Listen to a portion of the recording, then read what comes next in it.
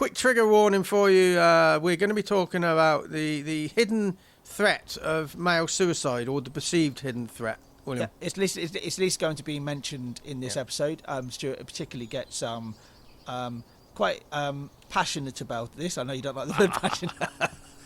Yeah, to be fair, I should have given Stuart a trigger warning for using the word passionate. Yeah. But you specifically talk about this in this episode, don't you, Stuart? Yeah. You mentioned this. Yeah. So if you have check yourself at the moment, if you feel that it's a subject that today you don't really, we're not talking about it too overtly, but it comes up in the conversation. But if you feel it's not something you want to listen to or engage with today, put this episode aside and revisit it at a later date. But on my behalf and William's behalf, here's your trigger warning and enjoy the episode. Personally, I've now reached a point where I believe breaking the law for the climate is the ethically responsible thing to do. So, which bits of the countryside are you looking forward to reacquainting yourself with? This is the People's Countryside Environmental Debate Podcast. We don't talk about the countryside as much as we used to because you, the listeners, send in questions for us to debate or conversate around, and that's what we do. We try and always bring it back to a environmental angle. We got 2 returning listeners sending in questions today, which we will come on to.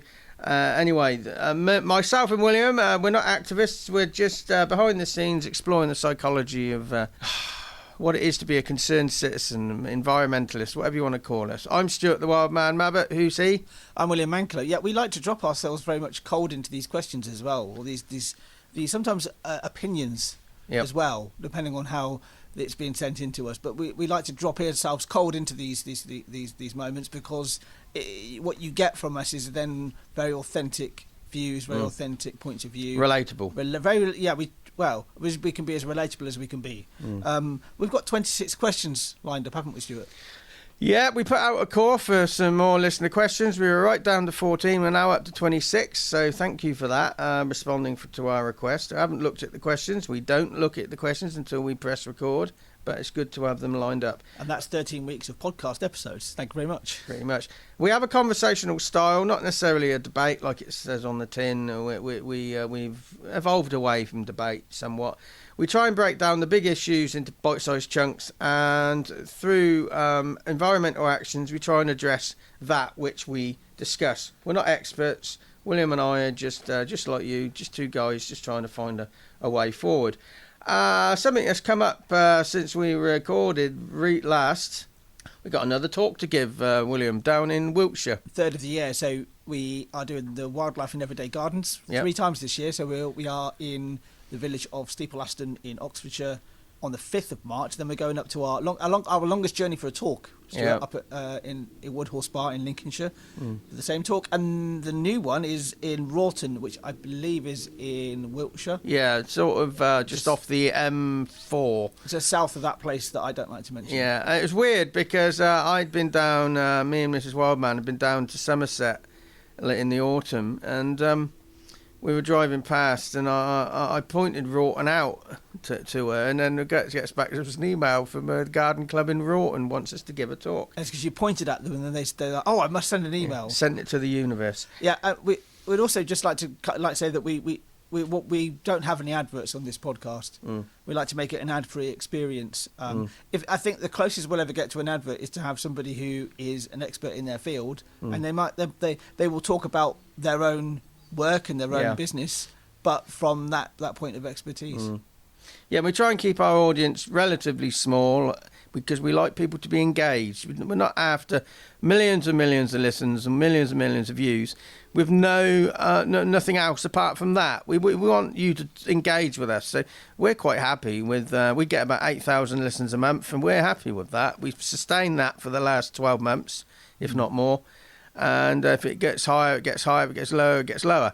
We're after engagement. I was going to say there's some Scottish football clubs that would kill for that sort of numbers in a month. Yeah.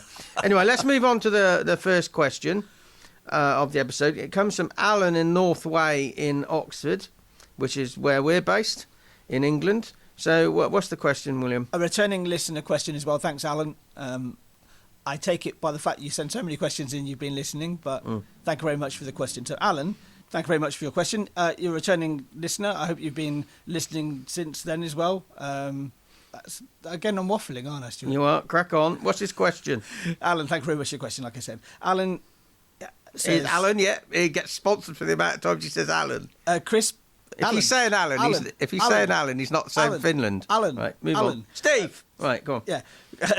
Chris Packham recently tweeted, "Personally, I've now reached a point where I believe breaking the law for the climate is the ethically responsible thing to do. Do you think a public figure he should be saying such things? He seems to be becoming a disruptor and a humanity hooligan. Is this wise for his career?" Is it a sense of desperation from Chris Packham? I was not aware of this tweet. I'm not on Twitter or X, as it's called now. Okay, let me read that again. Personally, this is what Chris Packham said. I've reached a point where I believe breaking the law for the climate is the ethically responsible thing to do. I think that's a personal choice on his part. If he feels it's the right thing to do, then he must do it. It's not what you do, it's how you do it. So if he's going to do this disruption, as long as it doesn't kill anybody or the impact on other people isn't ethically bad, that's my concern. My concern is if you do something, it needs to be not just ethically right, but how you do it needs to be ethically right for the people it's going to impact on. I don't know. To say about ethics, it's down to his own. It's not a generic set of ethics. The question I would ask is, what is the outcome of the breaking of the law? What does it actually achieve? Does it achieve notoriety? Does it achieve exposure? And is it the right exposure?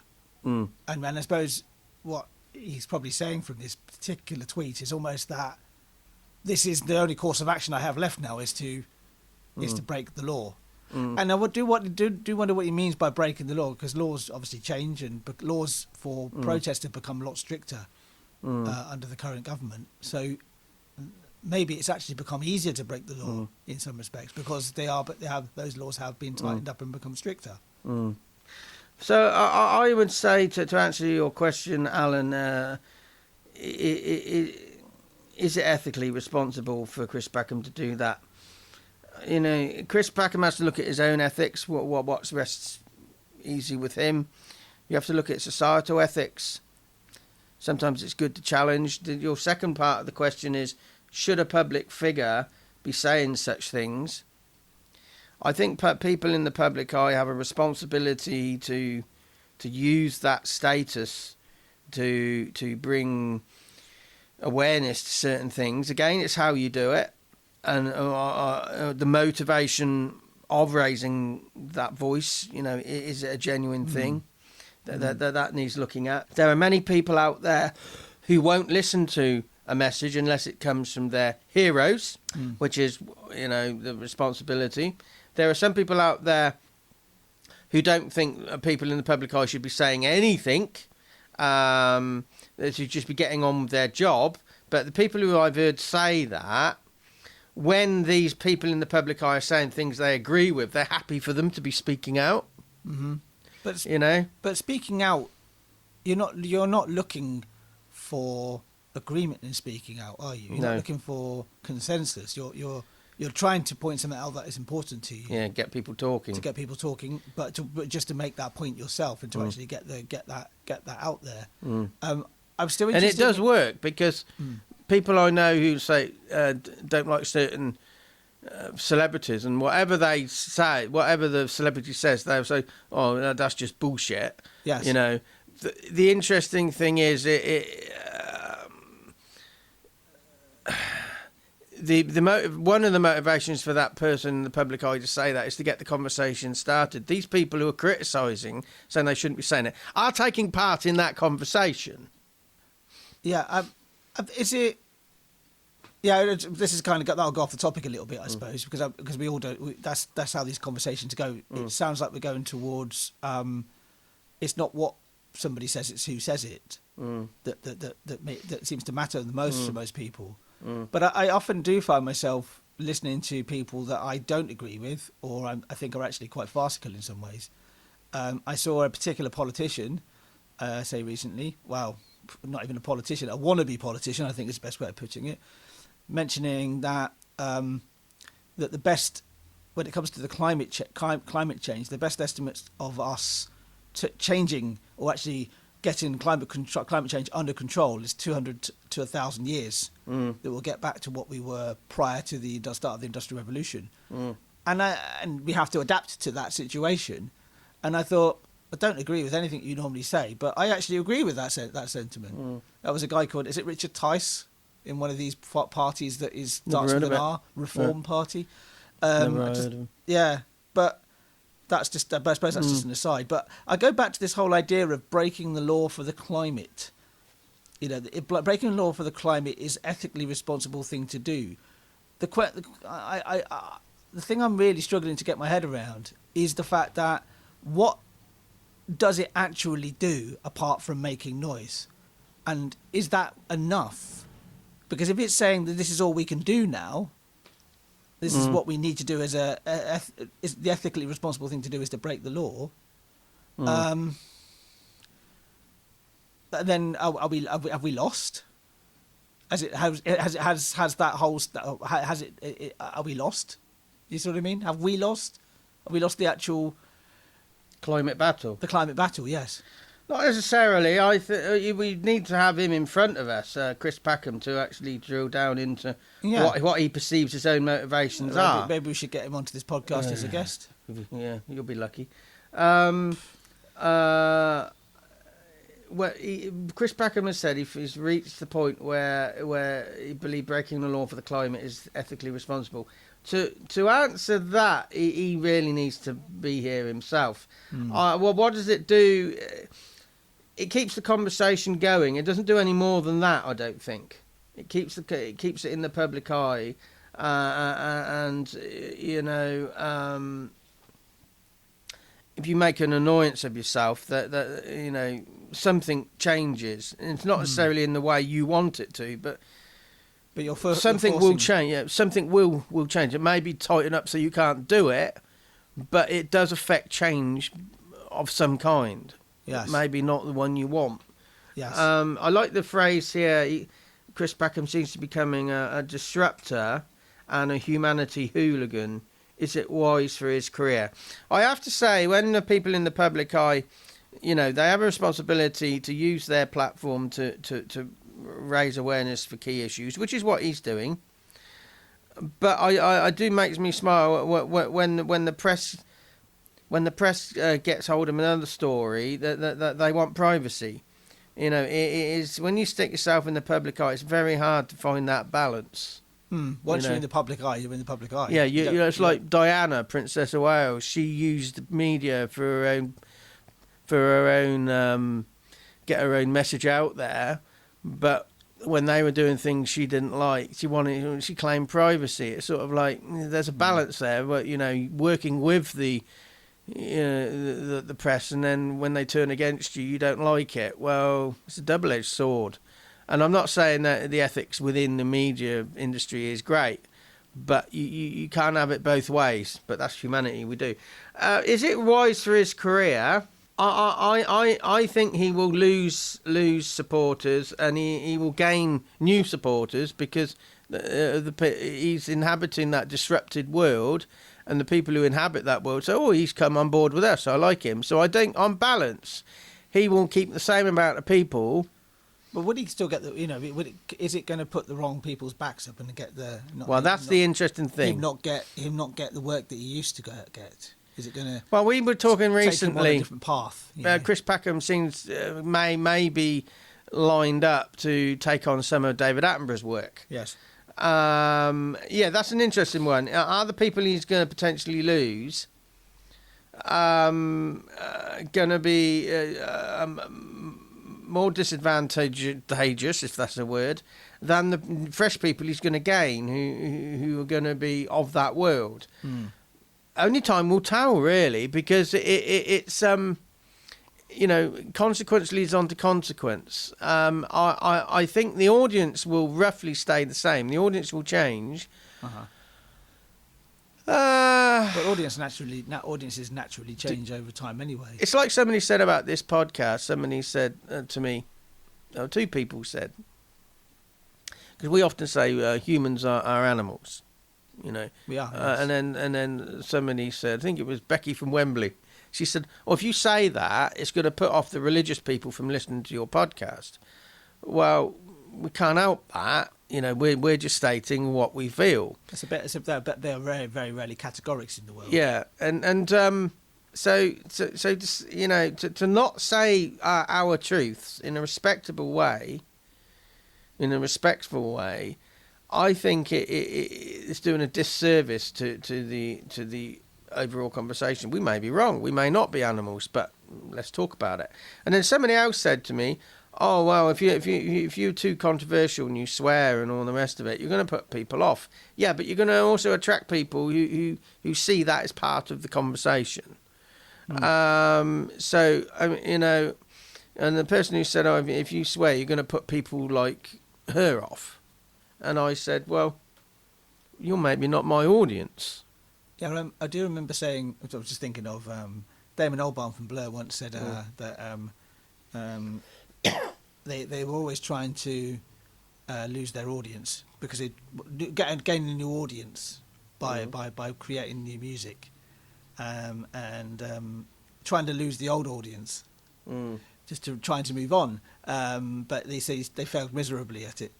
Yeah, because and it was said with a very wry smile as well, because he was, they were trying to just do something different, and they thought they would just be looking, they were getting a new audience, but it was still the same audience that would listen to their music.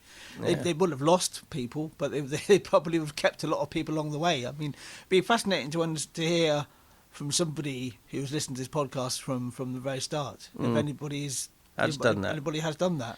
Yeah, because the person who said to me, "Oh, if you're too controversial, Stuart, you're going to put people off." But the thing is, I'm catering for the people who don't hear this stuff, for other people freely talking about it. Because if it frustrates me, it's going to frustrate somebody else. I'm on my own in this. So, say for example, I said something controversial in an episode about saying that male suicide is not hidden. Because we talk about it so openly and freely, it's not hidden. But we don't. We as a society, we still don't expect it to happen.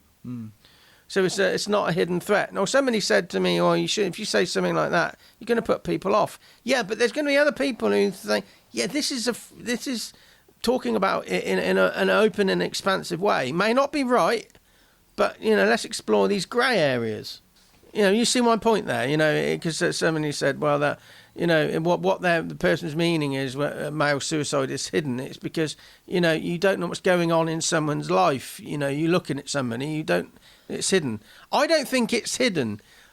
Our perception is maybe inaccurate, but male suicide is there. It is spoken about. It cannot be spoken about any more than it is. Yes, I'd imagine we'll put a trigger warning on this. Yeah, this absolutely. So it's sort of like with Chris Packham, is it good for his career? Well, I don't think on balance it's going to. There's no such thing as bad publicity. Edwina Curry, look at what she's got up to in the 80s and 90s. She's still out there now. Yeah. People have short memories, that's one thing, but he obviously... He's moved to do something, and many people aren't. Yeah, exactly. But I don't know how old this tweet is. Oh, I vaguely was aware of it. I think he did it in autumn last year. So quite recently. Yes, because this question would have probably been set around that time. I think it was a film, actually. It was a film of him walking through a wood, and he shared it on Twitter. So it was like a 2-minute film talking about his frustrations of the world. Yeah, so that can also be taken out. That can be taken out completely out of context as well. Yeah. So, that's just a momentary thought. Yeah. But this whole idea of being a public figure as well. I mean, We make these people the public figures they are by watching, consuming what they do. We actually make the public figures. The public make the public figures. Yeah. That's why they call public figures. So why, if this had been just somebody else, just somebody, a nobody in a way, that nobody knew who they were, and they said this on Twitter, nobody would say anything, really. There might have been a few comments, but that's it. But it's because he's well known. Should public figures... Do you think as a public figure he should be saying such things? Well, he's still a person, isn't he? This is what he believes in. Yeah. But I still go back to the whole thing of what does breaking the law actually achieve? But what also, let's the other side of the coin, what does not breaking the law achieve? Well, yeah, but... What does anything achieve? But what does particularly breaking the law achieve? And what laws are you breaking? Yeah. Because and who's doing the breaking? Yeah, exactly. Yeah. And who's setting the laws? Yes, exactly. We'll have more questions than answers in this episode, I feel. So an action for that question, what could we do with that is maybe try and invite Chris Packham on. I know that's going to be a dead in the water before we even go anywhere. I would probably say is maybe try and dig out that tweet or that little film he did and actually have a look at it in with your own senses, and just maybe I'd say an action I'd say is to think in our own lives, when is it time to speak up and when is it time not to speak up, and how should the speaking up be done? That's an action, just to churn on that. I agree. Should we move on to the next question? Just like to quickly say, on something new happened on our YouTube channel. We're trying it out. As of 2 episodes ago, our podcast goes onto our YouTube channel. It's now on YouTube, yes. Not all the 500 episodes that we've ever done. Yeah, the first episode was from the 21st of January this year. Yeah. So we've had, like you said, it would be 2 episodes up there now. Yeah. From when we were recording this. Yeah, exactly. So, our back archive isn't available on there, but every time we release an episode, it will appear on our main thread of YouTube. So, if that's where you consume your podcast, welcome. Good to have you on board. What's the next question, and who's it from, William? The next question is from Vandana in India, another returning question. Yep. And Vandana hadn't been sending questions in for quite a period of time. But we've got a run of questions from her, haven't we? Yeah. Thank you very much, Vandana. Thanks for another question. And this is specifically, I would say, we can both talk about this, but it seems to be particularly aimed at you, Stuart. So I heard, Stuart, you are getting a couple of wheelchairs to help you with your mobility issues. So which bits of the countryside are you looking forward to reacquainting yourself with? Well, I hadn't looked at that at all. Okay, let me have a read of that. Which bits of the countryside are you looking forward to reacquainting yourself with? The wind, the rain, the smells, the sounds, nature, the environment, the countryside means something different for all of us.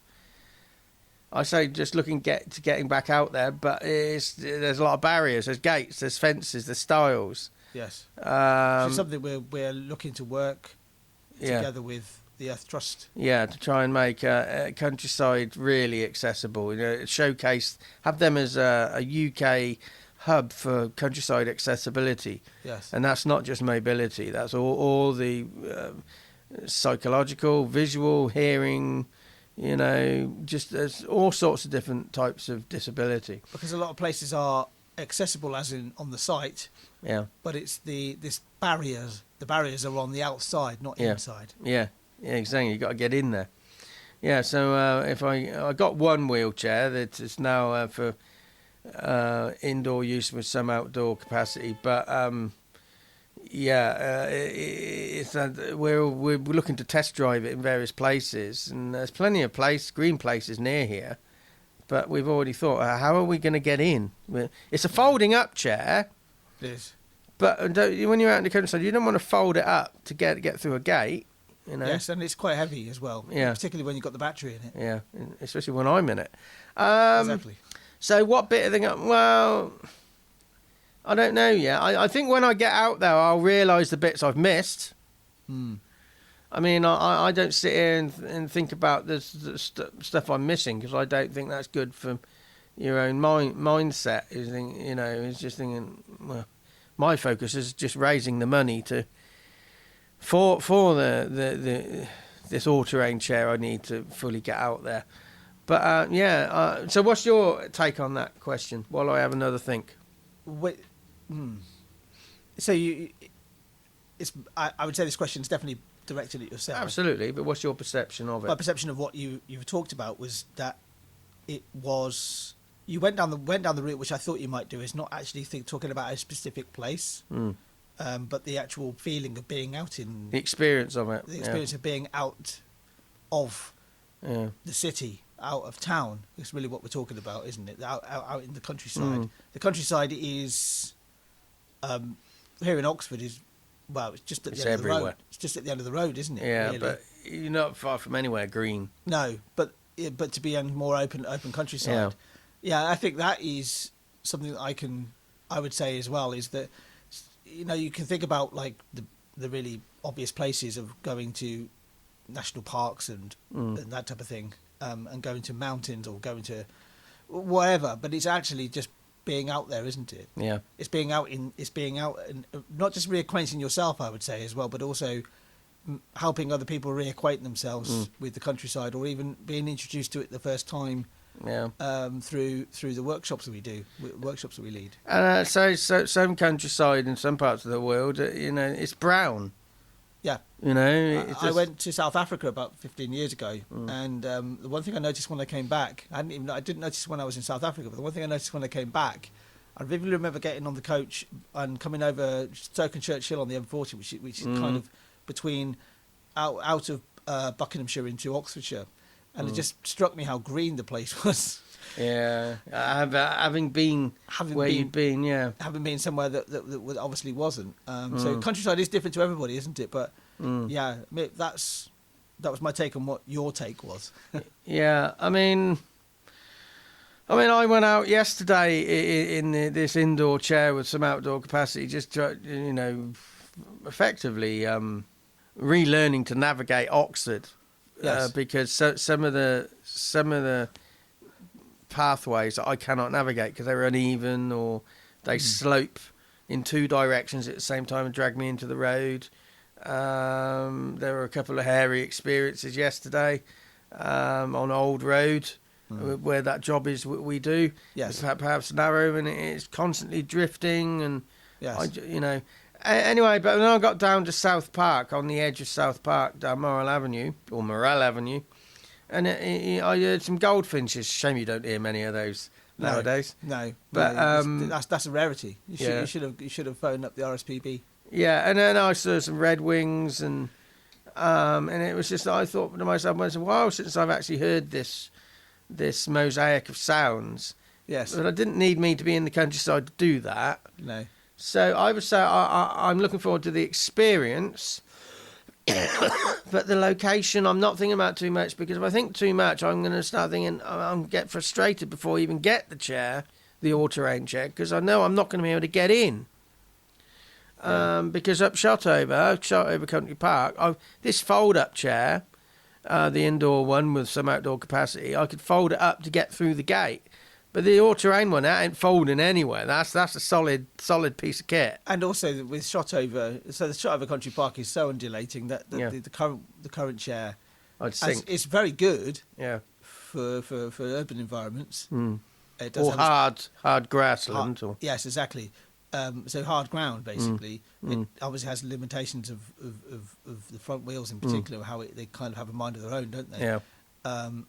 But even if those barriers weren't actually there, you wouldn't be able to go much further because of the limitations of this chair. The all-terrain wheelchair will give that access. I mean, basically, I wouldn't say.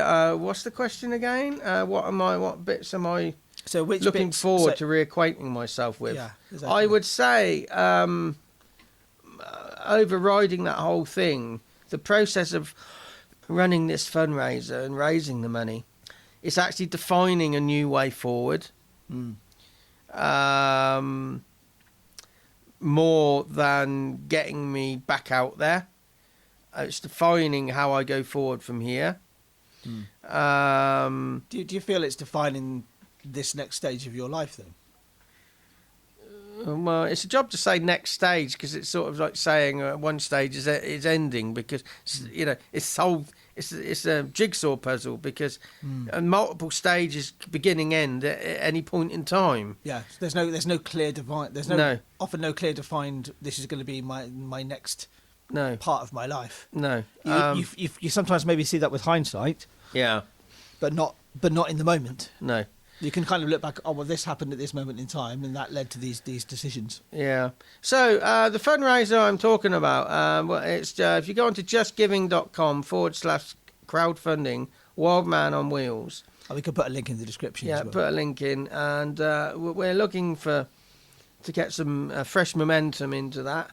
Basically, various health conditions, and it's not. What's interesting is.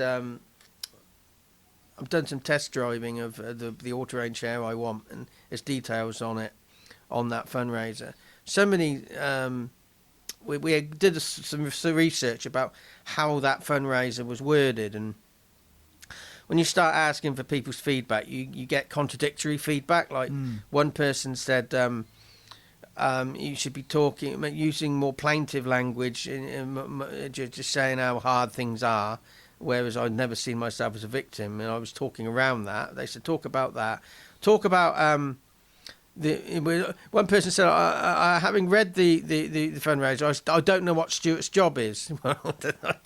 Anyway, and so some people say what the benefits of my work, getting back out into leading people in experiences out in nature, the value of that, which is why I need this chair. They say put that first. Other people say put down interest in it. It was my health story, or why I'm in a wheelchair. And somebody else said you need to say why I've been paralysed. There is an assumption somebody sat in a wheelchair is paralysed. Yeah, it's an interesting assumption, isn't it? Yeah, I thought that was fascinating. Nothing was not. It's not mentioned at all within any. You've not mentioned. About anything like that at all, have you? No, I'm not paralysed. Can't walk far. But it's not even mentioned anywhere. No. Within that. No. Within the. Not even close to mentioning it. Within the fundraiser. Yeah. It was just being able to give you mobility. Yeah. In places that you don't have the mobility, and also the one thing the new chair has given you is range. Yeah, you under your own in a way under your own power. I know it's the chair, but it's under your own power, isn't it? Yeah. In the sense of you're dictating when you go and where you go, rather than it being waiting for the bus. Yeah. And then having the battle on the bus, which I know you have quite often. Yeah. So it's would that be a fair assumption? Yeah, it would be. I mean, so this gives you a longer range. Yeah. Yeah, so when you're setting up a fundraiser, it's hard to know how to phrase it. But go on to there. If you want to give a monthly donation, great. If you want to give a one-off, great. Doesn't matter how much it is. Incrementally, we need about 23,000 in total. There's a breakdown there of £23,000, just to be absolutely clear. British pounds. Because people are listening to this all around the world. They're like, 23,000? That's not very much. Or that's a lot. Yeah. So, there's a list on there. It says next steps. So we've got the indoor wheelchair. That's 804 has gone towards that. The immobiliser for the all-terrain chair, £55. That's been achieved. Transportation secure port for the all-terrain chair, £300. We've partly achieved that. And then the next steps that we need to get funding for is the insurance, £400. Servicing costs, £500. The power recline facility, £1,475, which tips the seat back. The centre mount power for the all-terrain chair, that's £1,650. You've got the lift and tilt. So if I'm sat in this chair and I'm talking to people out in the countryside and educating them, I can lift myself up and I can be in their eye line. That's £3,399. And then for the chair itself, £14,750. And you're getting a green one. Yeah, I'm getting a green one, forest green. I was going to get one with flames down the side. The green ones go faster. Yeah, I hear. But less wind resistance. Yeah, maybe. But it's a challenge. My focus is less on looking forward to and thinking about the countryside I'm going to be visiting and missing it. My focus is getting the money, being successful in that campaign. That could take 6 months. It could take 2 years. And then you allow those experiences, those reacquaintances, to be natural and to be genuine, and talk about them as part of the work. Because the focus, as you say, is getting the funding for this chair. Yeah, interesting set of questions there today, and these questions didn't naturally link like they've done in the past, but no. that's just how they come the order. out. But the interesting thing is the next 2 questions in the next episode are from Alan and Vandana again. Yes. So it'll be interesting to see what angles they take. Anyway, hopefully you've enjoyed that waffle today. Wasn't prepared for that, never are. And you get what you get. So this longer form style of podcasting we're doing, it's changing the way we're recording, but I'm enjoying it. Are you? It's definitely a change in style, and it's good to keep it. It's good to keep it mixed for us. Yeah. Keep it mixed up for us because it keeps it fresh. Yeah. It keeps it challenging as well. It changes the challenge of the podcast, because these podcasts are in some ways a challenge, because we are challenging our own assumptions and challenging our own thoughts. Yeah. So an action for that last question is go on to that fundraiser. The link's in below in the description. If you want to put a little bit in, fantastic. I'll give you a personal thank you. As long as you don't give me an anonymous donation, I can give you a personal thank you. I would also say my action. I'll give you a kiss as well. My action is you don't want that. No tongues. Yeah, that might be illegal. The question. So my action is that reacquaint yourself with the countryside that's near you, or the nature that's near you. That could be literally just outside your back door.